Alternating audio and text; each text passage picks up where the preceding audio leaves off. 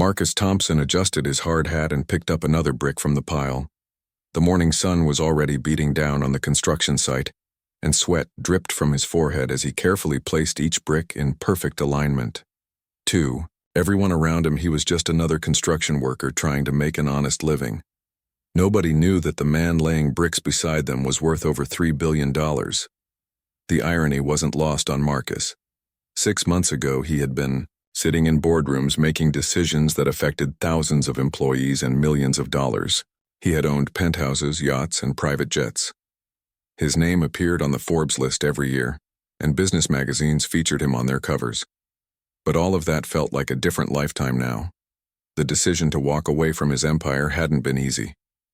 Thompson Industries had been his life's work, built from nothing into one of the largest real estate development companies in the country. But success had come with a price that Marcus was no longer willing to pay. The endless meetings, the fake smiles, the people who only wanted to be around him for his money, it had all become suffocating. The breaking point came during his 40th birthday party. Surrounded by hundreds of guests in his mansion, Marcus realized he couldn't name a single person there who truly knew him. They knew Marcus Thompson, the billionaire, but they had no idea who he really was underneath all the wealth and status. That night, he made a decision that shocked everyone, including himself. Within 3 weeks, Marcus had quietly transferred control of his company to his trusted business partner and childhood friend, David Chen. He kept only a small portion of his wealth, enough to live comfortably but not extravagantly. The rest went into a charitable foundation that would operate anonymously. Then, Marcus Thompson, the billionaire, disappeared. He moved to Millbrook, a small town 3 hours away from the city where he had built his fortune. The town was known for its friendly people and simple way of life. Marcus rented a modest apartment above the local bakery and took on the identity of Mark Thompson, a construction worker looking for a fresh start. He had always been good with his hands, a skill he'd learned from his grandfather who had been a mason, so construction work felt natural to him. The physical labor was challenging at first. His soft businessman's hands quickly developed calluses, and his muscles ached in ways he hadn't experienced since his college days when he worked construction jobs to pay for school. But there was something deeply satisfying about building something with his own hands, seeing tangible progress at the end of each day. His co-workers were a diverse group of men who had accepted him without question. There was Joe, the foreman, who had hired him, a man in his 50s with a gruff exterior but a heart of gold. Tommy was the joker of the group, always ready with a funny story or a harmless prank to lighten the mood during long workdays. Then there was Carlos, a young father working 2 jobs to support his family, whose work ethic reminded Marcus of his younger self. What surprised Marcus most was how quickly he adapted to this new life. For the first time in years, he slept peacefully at night. He wasn't constantly checking his phone for stock updates or worrying about the next big deal. Instead, he found joy in simple pleasures, a good cup of coffee in the morning, conversations with his neighbors, and the satisfaction of a job well done. The construction project they were working on was a new community center for the town. It would house a library, meeting rooms, and recreational facilities for local families. Marcus found deep meaning in knowing that his work would directly benefit the people of Millbrook. This was so different from the corporate world where success was measured only in dollars and market share. During lunch breaks, Marcus would sit with his coworkers and listen to their stories. He learned about their families, their dreams, and their struggles. These were real conversations about real problems, not the superficial networking he was used to in the business world. For the first time in years, Marcus felt connected to other people in a genuine way.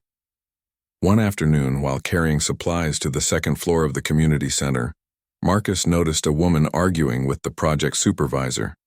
She had long brown hair pulled back in a ponytail and was wearing jeans and a paint-splattered t-shirt. Her voice was firm but respectful, as she pointed out what appeared to be an error in the architectural plans. The electrical outlets are supposed to be positioned differently in the children's area, she was saying. We discussed this in the planning meetings. These need to be moved higher up on the walls for safety reasons. The supervisor, a man Marcus didn't particularly like due to His condescending attitude waved her concerns away dismissively. Listen, lady, I've been doing construction for 20 years. I think I know how to read blueprints. Marcus watched as the woman's jaw tightened, but she maintained her composure. I'm not questioning your experience. I'm simply pointing out that the plans specifically call for child-safe electrical placement in this section. Here, let me show you. She pulled out a set of papers from her bag and pointed to specific details on the plans. Marcus could see from his position that she was absolutely right. The woman clearly knew what she was talking about, and the supervisor was too proud to admit his mistake. Without thinking, Marcus set down the materials he was carrying and walked over. Excuse me, he said politely. I couldn't help but overhear. The lady is right about the electrical placement. I've worked on several projects with similar safety requirements. The supervisor glared at Marcus, clearly annoyed at being contradicted by another construction worker. But when Marcus calmly explained the safety regulations and building codes, the man had no choice but to acknowledge the error. After the supervisor walked away, muttering under his breath, the woman turned to Marcus with a grateful smile. Thank you for backing me up. I hate when people dismiss concerns just because they don't want to admit they made a mistake. Marcus found himself captivated by her smile. It was warm and genuine, reaching all the way to her eyes. No problem at all. You clearly knew what you were talking about. Are you an architect? Interior designer, actually. I'm working on the design for the community center. I'm Emma Collins. She extended her hand, and Marcus felt a jolt of electricity when their fingers touched. Mark Thompson, he replied, using his assumed name. I'm part of the construction crew. As they shook hands, Marcus realized he was experiencing something he hadn't felt in years. A genuine connection with someone who had no idea about his wealth or status. Emma was looking at him and seeing just Mark, a construction worker who had helped her solve a problem. The simplicity of it was both refreshing and terrifying. Over the following weeks, Marcus found himself looking forward to Emma's visits to the construction site. As the interior designer for the community center project, she came by regularly to check on progress and coordinate with the various contractors. Each time she appeared, Marcus felt his heart rate quicken in a way that had nothing to do with the physical demands of his job. Emma had a way of treating everyone on the construction crew with genuine respect and kindness. She remembered their names, asked about their families, and always said thank you for even the smallest favors. Marcus watched her interactions with fascination, noting how different she was from the people he had known in his previous life. There was no pretense about her, no hidden agenda. She was simply a good person doing work she cared about. Their conversations began casually. Emma would stop by his workstation to check measurements or discuss adjustments to her designs. Marcus found himself offering to help with tasks that weren't strictly his responsibility, just for the chance to spend a few more minutes talking with her. She had a quick wit and an infectious laugh that made even the most mundane topics seem interesting. You're different from the other guys on the crew, Emma mentioned one afternoon as Marcus helped her carry fabric samples to her car. You speak like someone who's had a good education. Marcus felt a moment of panic. He had been careful to blend in with his coworkers, adopting their casual speech patterns and avoiding any references to his past life. But apparently, some traces of his former self were still showing through. I did go to college, he admitted, which was true. Studied business before I decided construction was more my thing. The lie came easily, but it left a bitter taste in his mouth. He hated being dishonest with Emma, but the truth was too complicated to explain. Emma nodded, seemingly satisfied with his answer. That makes sense. I can tell you understand the bigger picture of what we're trying to accomplish here. Some contractors just see the immediate task in front of them, but you seem to grasp how all the pieces fit together. Marcus smiled, touched by her observation. In his business life, he had been known for exactly that, his ability to see the big picture and understand how different elements of a project interconnected. It was strange and wonderful to have someone appreciate that quality in him again, even in this different context. As autumn settled over Millbrook, Marcus's feelings for Emma continued to grow. He found himself thinking about her during lunch breaks and dreaming about her at night. But along with these feelings came a growing sense of guilt about the deception he was living. Every day that passed made it harder to imagine revealing the truth about who he really was. The situation became more complicated when Emma began opening up to him about her own life. During their conversations, she shared stories about growing up in a middle-class family, working her way through design school, and struggling to build her career in a competitive field. She talked about her values, her belief that good design should be accessible to everyone, not just the wealthy elite. "I hate how some designers only want to work on luxury projects," she said one day, as they sat together during a coffee break. "There's something so rewarding about creating beautiful spaces for regular people, places where families can gather and communities can come together. That's what design should be about." Marcus nodded, thinking about the countless expensive projects his company had developed: luxury condos, exclusive resorts, high-end commercial spaces that most people could never afford to visit.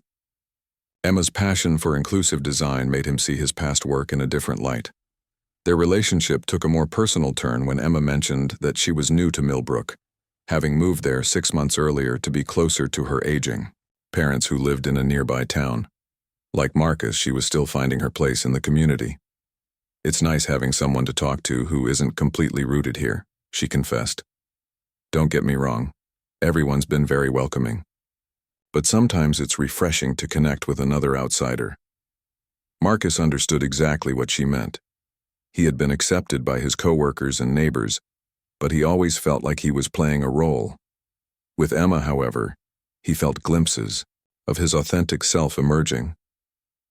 She brought out qualities in him that he thought he had lost: curiosity, humor, and a genuine interest in other people's lives and dreams. One evening after work, Emma asked if he would like to grab dinner at the local diner. Marcus's heart leaped at the invitation, but he also felt a stab of anxiety. This felt like it could be the beginning of something real, which made his deception feel even more wrong. The diner was a classic small-town establishment with red vinyl booths and a menu that hadn't changed in decades. Emma ordered the meatloaf special while Marcus chose a simple burger and fries. The conversation flowed easily as they shared stories about their childhoods, their favorite books, and their dreams for the future. Emma talked about her hope to eventually start her own design firm that would focus on community projects and affordable housing. She wanted to prove that good design didn't have to be expensive, that beautiful functional spaces could be created on any budget. Marcus found himself genuinely inspired by her vision. In his previous life, he had been driven by profit margins and market dominance. But listening to Emma talk about using her talents to make a real difference in people's lives made him think about what he might do with his own resources and abilities. When Marcus offered to pay for dinner, Emma insisted on splitting the check. "I appreciate the gesture, but I believe in paying my own way," she said with a smile. "My grandmother always told me that financial independence was the most important thing a woman could have." As they walked to their cars after dinner, Emma surprised Marcus by taking his hand. The simple gesture sent warmth coursing through his entire body. For a moment, they stood together in the parking lot under the streetlights, and Marcus thought about kissing her. But something held him back, perhaps the knowledge that she was falling for someone who didn't really exist. "I had a wonderful time tonight," Emma said softly. "I hope we can do this again soon."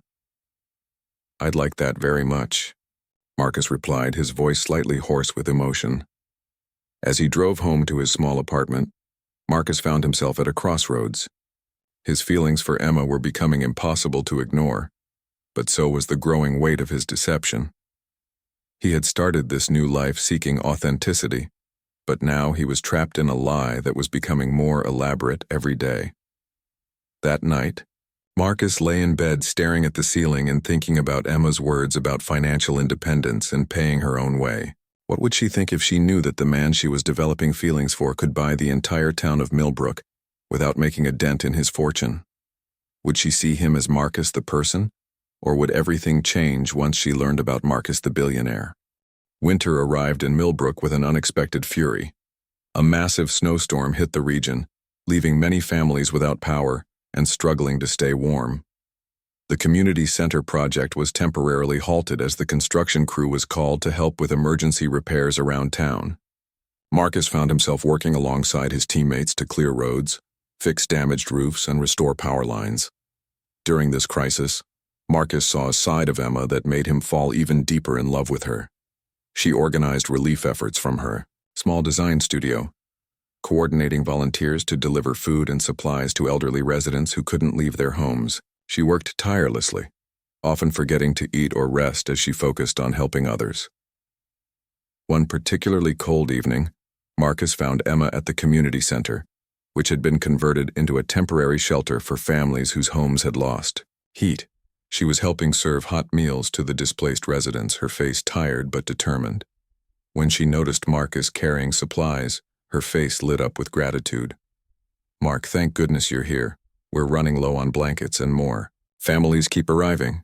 Do you think you and the guys could help us gather more supplies?" Without hesitation, Marcus rallied his co-workers to make runs to nearby towns that still had power, purchasing blankets, space heaters, and other necessities. He quietly used his own money to fund these trips, telling his teammates that he had some savings set aside for emergencies. The men didn't question his generosity, assuming he was simply someone who believed in helping others. As the night wore on, Marcus and Emma worked side by side, serving food, setting up cots, and comforting families who had been displaced from their homes. At one point, Marcus watched Emma kneeling beside an elderly woman who was crying because she was worried about her cat, which had run away during the storm. Emma held the woman's hand and promised that they would organize a search party as soon as the weather cleared. "You're amazing," Marcus whispered to Emma during a brief break. "The way you care about everyone here, it's incredible." Emma blushed, slightly. "This is what communities do, Mark. We take care of each other. I learned that from my parents, and I've seen it proven true over and over again." Her words hit Marcus harder than she could have known. In his previous life, he had been insulated from real community by his wealth. When problems arose, he solved them with money rather than personal involvement. He had donated to charities, but always from a distance. He had never rolled up his sleeves and worked alongside people who were struggling. The storm lasted 3 days, and by the time it was over, Marcus had a new understanding of what it meant to be part of a community. He had seen ordinary people sacrifice their own comfort to help their neighbors. He had witnessed the kind of genuine human connection that money couldn't buy. When the power was finally restored and families returned to their homes, Emma suggested that she and Marcus take a walk through the town to see how everyone was recovering. The streets were lined with snowbanks, and the winter air was crisp and clean. As they walked, Emma slipped her arm through his, and Marcus felt a contentment he had never experienced before. "You know, seeing how everyone came together during the storm made me think about something," Emma said as they paused to watch children building snowmen in the town square. "I've been wondering about your story, Mark. You're not like other construction workers I've met. There's something about you that seems, I don't know, like you've lived a different kind of life before this one." Marcus's heart began to race. Emma was more perceptive than he had realized. "What do you mean?" he asked, trying to keep his voice casual. "Well, you have this way of organizing people and solving problems that seems almost natural, like you've done it before on a larger scale. And sometimes when you talk, you use words or phrases that sound more formal, I guess. Like you're used to being in charge of things." Marcus realized he had been careless. Despite his efforts to blend in, his natural leadership abilities and business instincts had been showing through. "I guess I've always been someone who likes to help organize things," he said carefully. "Maybe that's just my personality." Emma nodded, but Marcus could see she wasn't entirely convinced. "There's nothing wrong with it. Actually, it's one of the things I find attractive about you. You have this quiet confidence, like you know you can handle whatever comes your way. It's very reassuring." They continued walking, and Emma began talking about her plans for the spring. She had been commissioned to design the interiors for several new businesses in town, including a coffee shop and a bookstore. Her career was beginning to take off in ways that excited her. "I never thought I'd be so happy living in a small town," she admitted. I always assumed I'd need to be in a big city to be successful. But there's something special about Millbrook. The people here appreciate good design and they want their community to be beautiful. It's exactly the kind of work I dreamed about doing. Marcus smiled, thinking about how Emma had found her purpose in the same place where he had found his, peace. They were both refugees from more complicated lives, both seeking something more authentic and meaningful. As winter gradually gave way to spring, Marcus and Emma's relationship deepened. They began spending most of their free time together, exploring the countryside around Millbrook, trying new restaurants in neighboring towns, and attending local events like the Spring Festival and the weekly farmers market. Emma introduced Marcus to her parents during one of their visits to town. Her father, Robert, was a retired teacher, and her mother, Linda, had worked as a nurse for 40 years. They were warm, down-to-earth people who welcomed Marcus into their family circle without reservation. Over dinner at their modest home, they shared stories about Emma's childhood and expressed their pride in their daughter's accomplishments. "Emma has always been our little idealist," Linda said with affection. "Even as a child, she was always trying to make things more beautiful or more fair.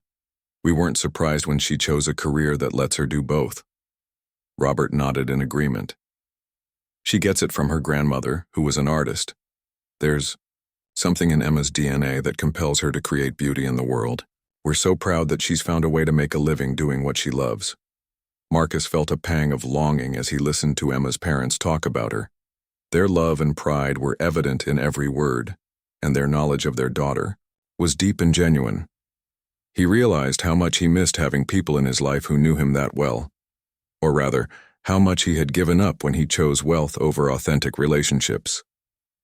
After dinner, Emma walked Marcus to his car while her parents cleaned up inside. "They really like you," she said, standing close to him in the driveway. "Mom told me she thinks you're solid.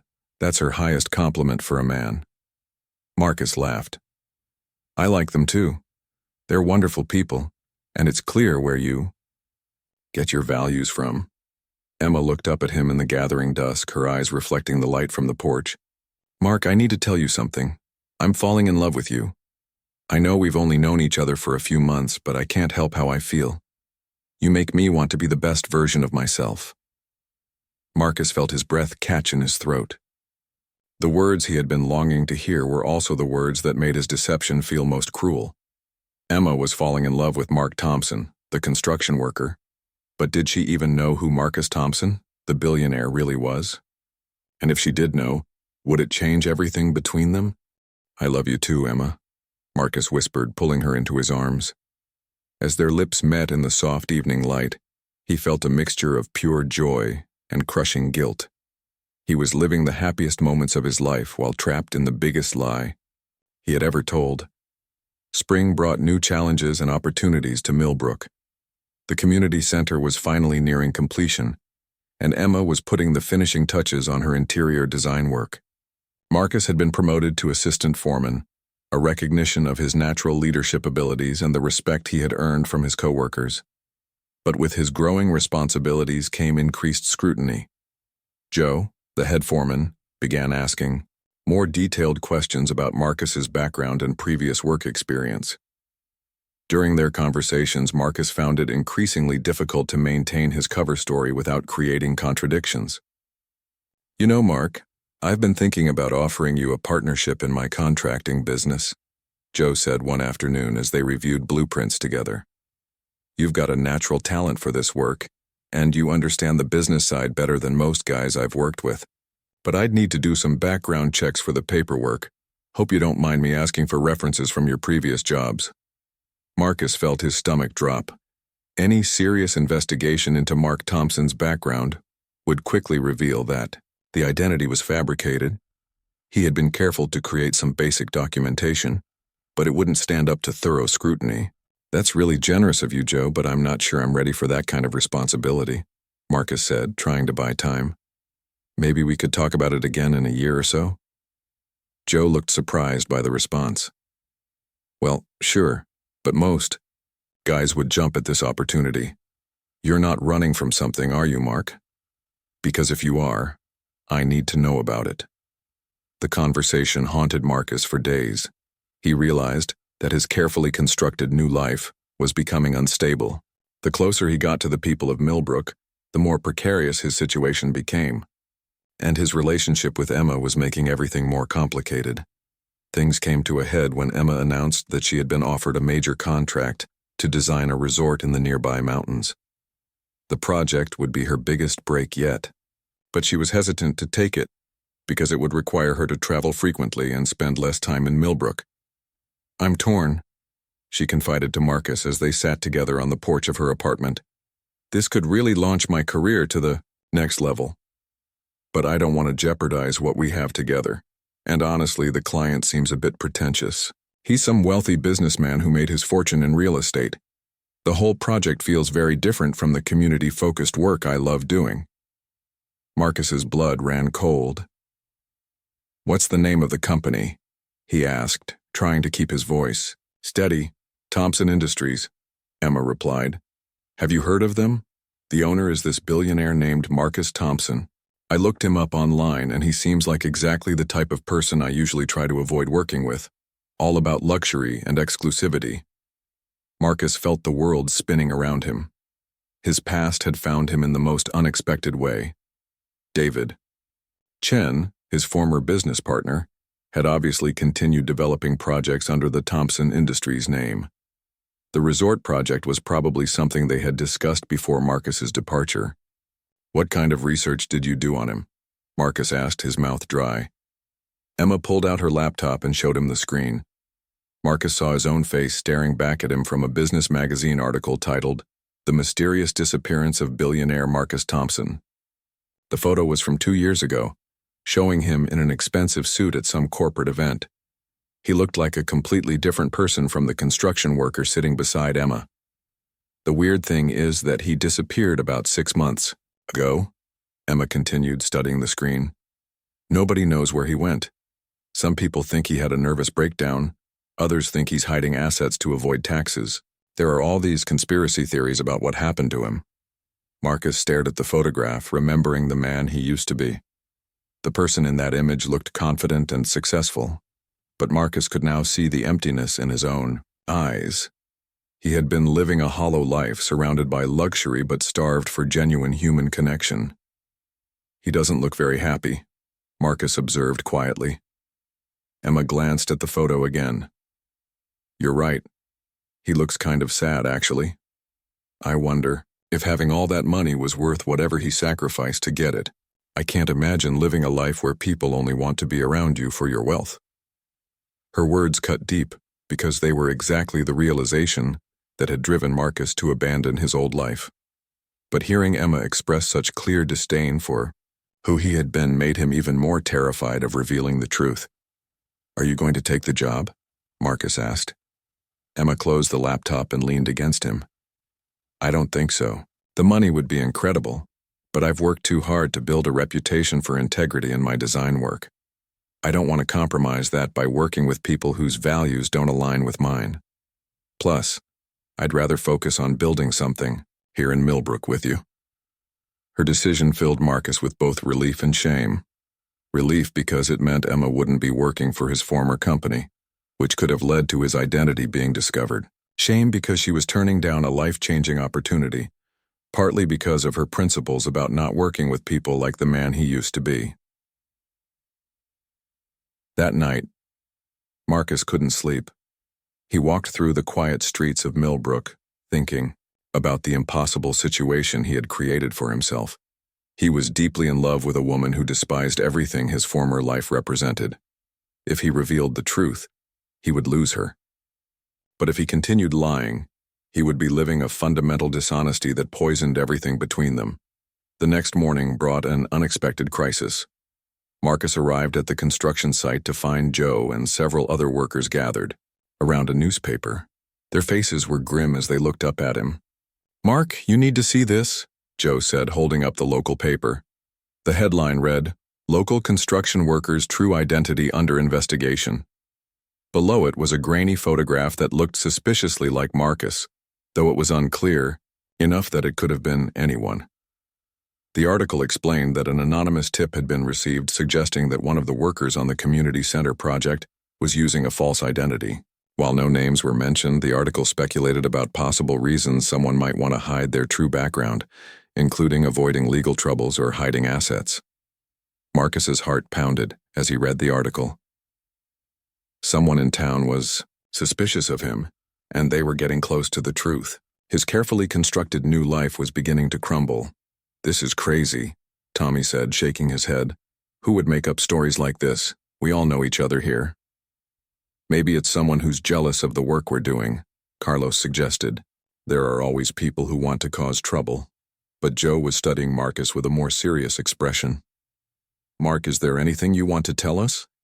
Because if someone's asking questions about your background, it might be better if we heard your side of the story first." Marcus looked around at the faces of his co-workers, men who had accepted him, worked alongside him, and treated him with respect and friendship. The thought of losing their trust was almost unbearable, but the alternative was continuing to live a lie that was becoming more elaborate and dangerous every day. Before he could respond, his phone rang. It was Emma, and her voice was tight with worry. "Mark, I just saw the newspaper article. People are starting to ask questions about you. I don't know what's going on, but I think we need to talk." Marcus met Emma at the small park overlooking Millbrook's main street. She was sitting on their favorite bench, the one where they had shared their first kiss months earlier. But today, her body language was tense, and she wouldn't meet his eyes when he approached. "Emma, I can explain everything," Marcus began, but she held up a hand to stop him. "Before you say anything, I need to tell you what I know," she said, her voice steady but strained. "After I saw that newspaper article, I couldn't stop thinking about all the little things that never quite added up about your story. So I did some investigating of my own." Marcus felt his heart sink as Emma pulled out a folder from her purse. Inside were printed articles about Marcus Thompson's disappearance, photographs comparing him to recent pictures she had taken of Marcus without his knowledge and what appeared to be financial records. "You're him, aren't you?" Emma said quietly. "You're Marcus Thompson, the billionaire who vanished 6 months ago. The same man whose company wanted to hire me for that resort project." The weight of months of deception crashed down on Marcus, all at once. He had imagined this moment countless times, but nothing had prepared him for the pain he saw in Emma's eyes. "Yes," he whispered. "I'm Marcus Thompson." Emma stared at him for a long moment, tears beginning to form in her eyes. "So everything between us has been a lie? The construction worker, the modest apartment, the whole humble act, it was all fake?"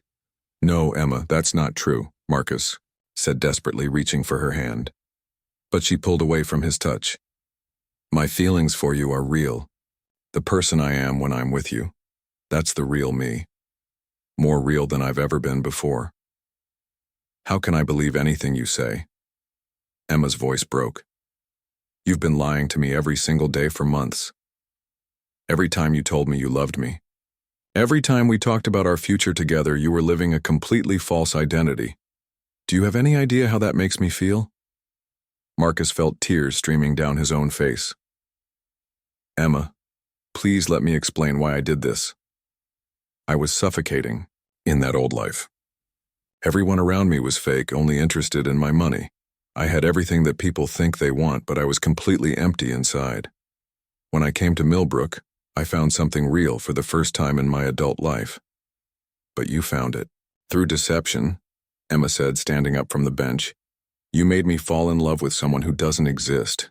Mark Thompson, the construction worker. He was just a character you were playing, and I was stupid enough to believe it all." "That's not true," Marcus insisted, standing as well. "Everything I showed you about myself was real. My values, my feelings, the way I care about this community, that's all genuine. The only thing that was fake was my background." Emma shook her head, her expression a mixture of hurt and anger. "The only thing that was fake? Marcus, your entire identity was fake. Your job, your apartment, your whole life story, all of it was carefully constructed to deceive everyone, including me. How am I supposed to trust anything about you now?" The conversation was interrupted by the arrival of Joe and several other construction workers. Word had spread quickly through the small town, and they had come looking for answers. Behind them, Marcus could see other residents of Millbrook gathering at a distance, their faces showing a mixture of curiosity and concern. "So it's true then?" Joe asked, his voice heavy with disappointment. "You really are some rich guy who's been slumming it with us working folks?" "Joe, it's not like that," Marcus tried to explain. "I never looked down on any of you. Working alongside you has been the most meaningful experience of my adult life." "Meaningful?" Tommy laughed bitterly.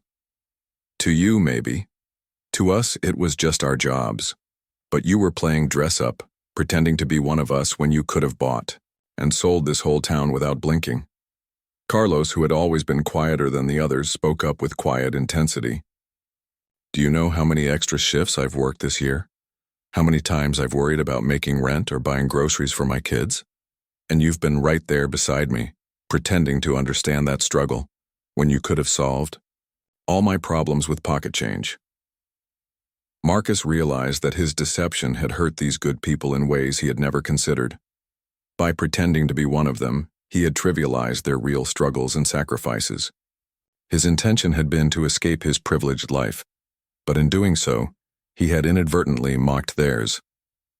News of Marcus's true identity spread through Millbrook like wildfire. By evening, reporters from regional newspapers and television stations had arrived in town.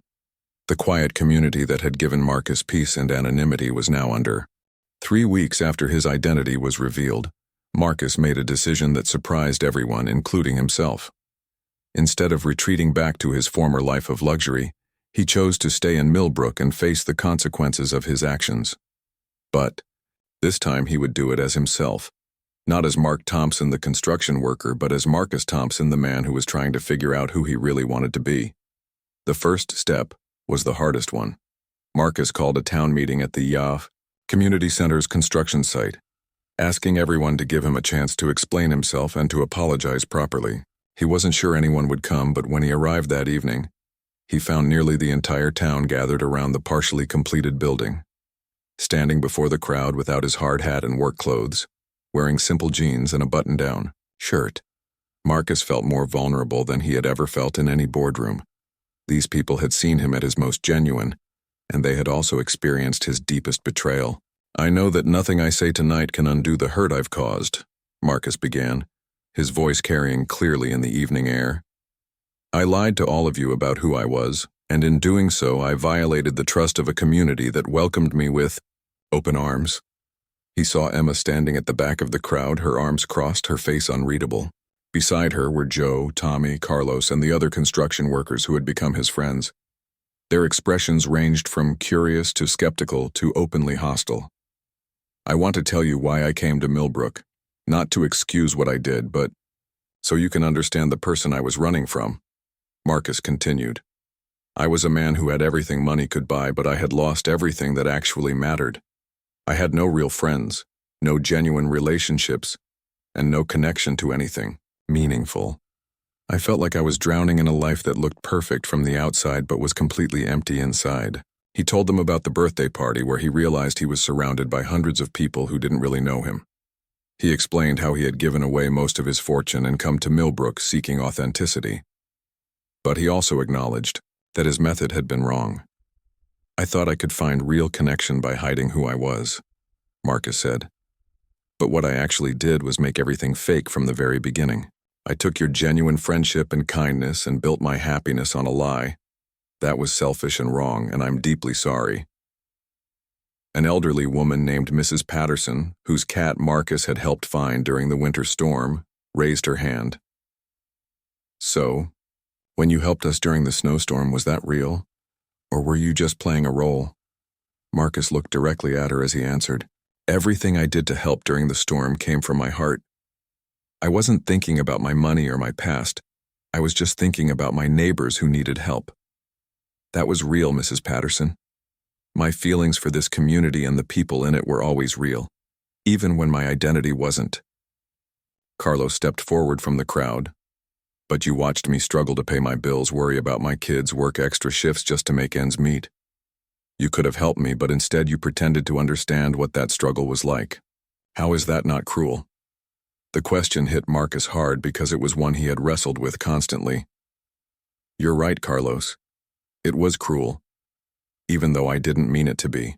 I was so focused on what I was gaining from being accepted as an equal that I didn't think about how my pretense might make your real struggles feel trivialized. I should have found a way to help without compromising the relationships I valued so much. Tommy spoke up next. So what happens now? You've had your moment of living like regular folks and now you go back to your mansion and your private jets? Was this all just some kind of social experiment to you? Marcus shook his head. No, Tommy, I'm not going back to that life. I've learned that I can't find happiness by pretending to be someone else, but I've also learned that my old life wasn't making me happy either. I want to stay in Millbrook and find a way to be myself here. My real self, not the construction worker persona I created. The crowd murmured with surprise at this announcement. Joe stepped forward, his expression skeptical. And how exactly does a billionaire plan to fit into a working-class town like Millbrook? You think you can just buy your way back into our good graces? Actually, that's part of what I want to talk to you about, Marcus said. I want to make amends for the damage I've caused, starting with the fact that the community center project was suspended because of the controversy around me. I'm prepared to personally fund the completion of the project, with no strings attached and no recognition. The center will belong to the town, just as it was always supposed to. We don't want your charity, someone called out from the crowd. It's not charity, Marcus replied firmly. It's restitution. My deception cost this town the completion of a project you had all worked hard to make happen. Carlos lost income because the construction was halted. Other workers did too. The community lost the center you were looking forward to. I caused that damage and I need to fix it. Emma finally spoke up, her voice cutting through the evening air. And what about the personal damage, Marcus? You made me fall in love with someone who didn't exist. How do you fix that? The crowd fell silent as Marcus looked across the distance between him and Emma. I can't fix that, Emma. I can only tell you the truth now and hope that someday you might be able to forgive me. The person you fell in love with was real. He was just incomplete. Mark Thompson was the man I wanted to be, stripped of all the complications of wealth and status. But I realize now that I can't become that person by lying about who I am. I have to become him by being honest about where I came from and choosing how I want to live going forward. Over the following weeks, Marcus began the difficult work of rebuilding his place in Millbrook.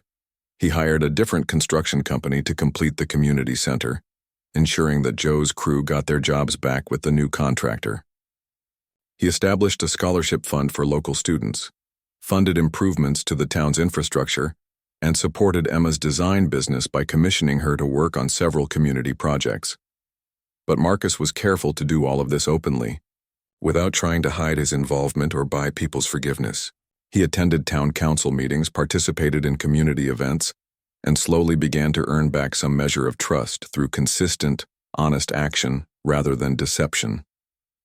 The hardest relationship to repair was with Emma. She eventually agreed to have coffee with him, but the easy intimacy they had once shared was gone, replaced by a careful distance that broke Marcus's heart.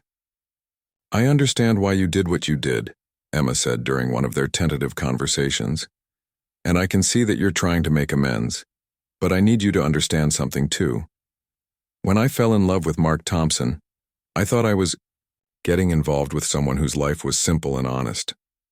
Finding out that you're a billionaire didn't just change how I saw you, it changed how I saw myself. It made me question my own judgment and wonder what else I might be blind to. Marcus nodded, accepting the pain in her words. I understand, and I don't expect you to trust me again quickly, or maybe ever.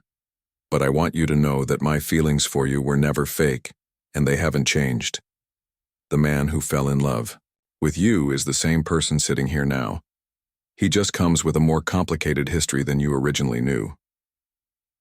Months passed, and while Marcus never fully regained the easy acceptance he had enjoyed as Mark Thompson, he gradually found his place in Millbrook's community. He learned to navigate the complex dynamics of being a wealthy person in a working-class town, contributing generously but not condescendingly, participating as an equal while acknowledging his advantages. The breakthrough with Emma came almost a year after his identity was revealed. She appeared at his apartment one evening looking nervous but determined. "I've been thinking a lot about what you said that night at the town meeting," she began. "About how Mark Thompson was the man you wanted to be and how you were trying to become him through honesty instead of deception." Marcus felt his heart race, but he tried to remain calm. "What conclusion did you reach?" Emma smiled for the first time in months. "I think maybe I'd like to get to know Marcus Thompson, the real one, complicated history and all, because if he has the same heart as Mark Thompson, but with the courage to be honest about who he is, then maybe he's worth loving too." As they embraced on his doorstep, Marcus realized that his journey had come full circle. He had started as a billionaire pretending to be a construction worker, seeking authentic connection through deception. Now he was a billionaire who had learned to be genuine, who had found love not by hiding from his past, but by being honest about how it had shaped him and how he wanted to grow beyond it. The community center was completed that fall, and at the dedication ceremony, Marcus stood with Emma and his co-workers, not as Mark Thompson, the construction worker, but as Marcus Thompson, the man who had learned that true belonging comes not from pretending to be someone else, but from having the courage to be authentically yourself, flaws and all.